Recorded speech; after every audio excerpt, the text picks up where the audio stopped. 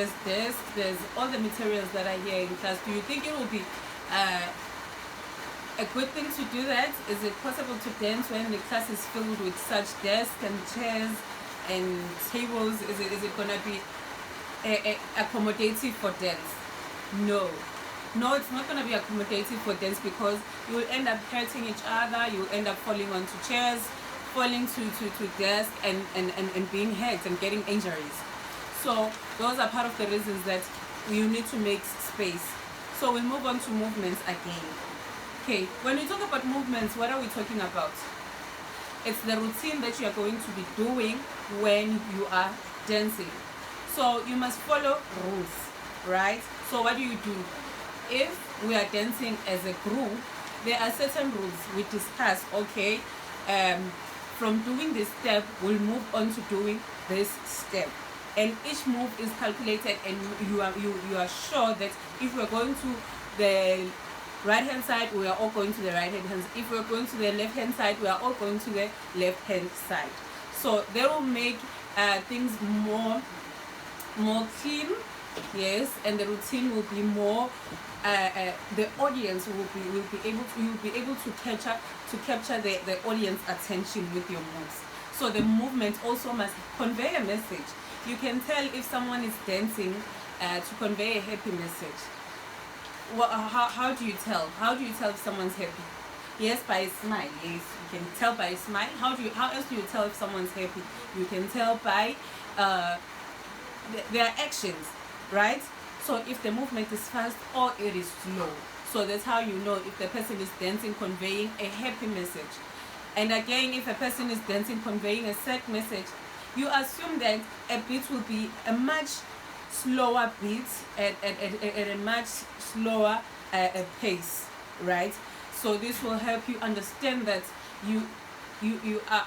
that the audience, you help the audience understand that the dancer or the performer is conveying a sad or a happy message. Again, if the person is upset, right? You can tell during the performance if the person is upset or the person is trying to convey a message that they are angry. Say a group is fighting, right? There's a group and they are fighting over something. They can convey that message through a dance. So dance was also created in South Africa, specifically a dance called gumboot dance. So also in this gumboot dance, you can tell from the dress code, right? Moving on to the dress code. What are they wearing? The dancers, they are also wearing gumboots, yes. So the gumboot dance, they are making noises using their gumboots. So if you follow the history of gumboot dance, you will know that this dance was initiated or started at mines by the mine workers, right?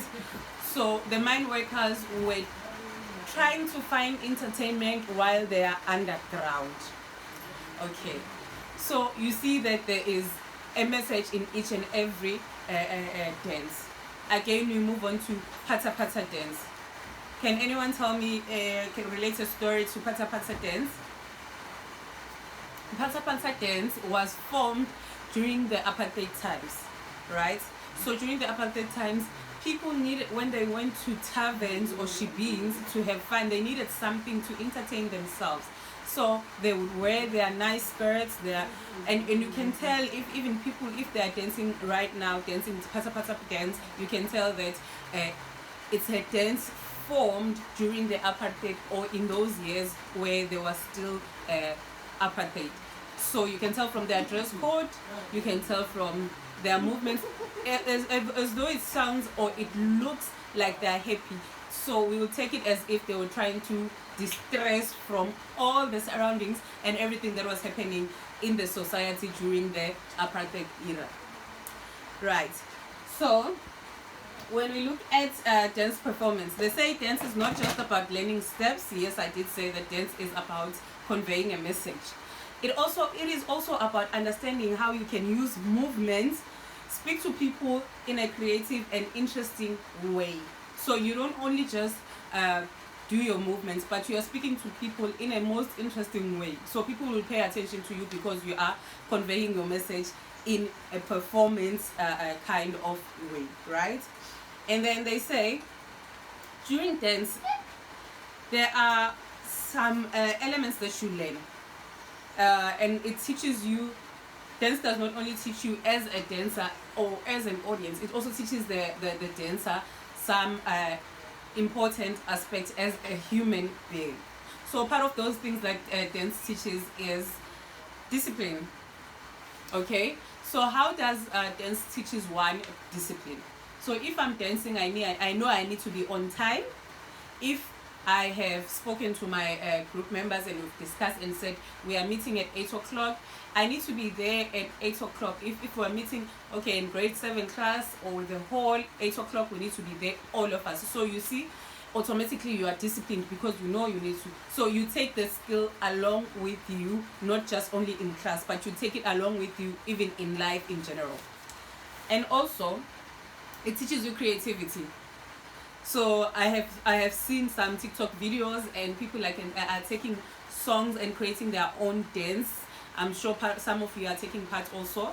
So they're creating their own dance using the music that they hear from artists, and then something that is unique. You are coming up with something that has never been seen before, or it's something that has been done before, but now you are adding your own spices and adding your own elements to make it look new, right? So again, it says it teaches teamwork and communication. What do they mean when they say it teaches teamwork? So if we're dancing in groups, what will happen? It means we need to communicate, right? We need to work together, and that will teach us how to work as a team. Even when you are an adult and you have moved to a working space, you will know how to work with people, right? So that is teamwork, and you will know how to communicate with people. So it starts from dancing. So even if we are outside of the dance class, but you take these skills with you in your environment or wherever you are. So it's communication skills and teamwork. Another thing is that they teach you to respect yourself and others, right? So when you're in a group and there's dance, and so you learn that you need to respect others. How do you learn that? If we discuss that we're going to do this move today, you need to listen to other people and say, oh, okay, I respect you, but I think we need to do it this way. You need to find ways to communicate in a respectful way. You don't just speak to people. So dance teaches you all these elements and all at once. So you create a safe space for yourself and your learners and your and your groups. So you create a safe space. You make sure that everyone is in good and clean hygiene. You learn. That's another aspect that you need to learn, is that you need to be clean all the time, because during dance, a lot happens. But you need to learn to be clean, take care of your hygiene. Yes, you need to learn how to communicate with people. You need to be disciplined. You need to learn also how to work with a team. So from that, you need to manage your behavior. You need to manage your behavior in the classroom. You need to know how to, in a dance class. So just in your mind, just think that we are in a space where we're in a space where we are in a dance class, right?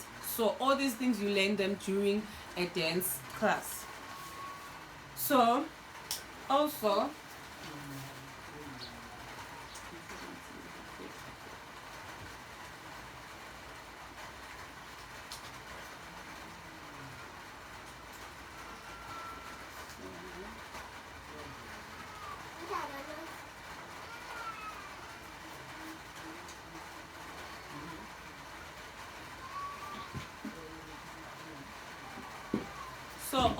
what you learn is that you learn your own personal space and others' space. So you respect your own space and you respect other people's space also.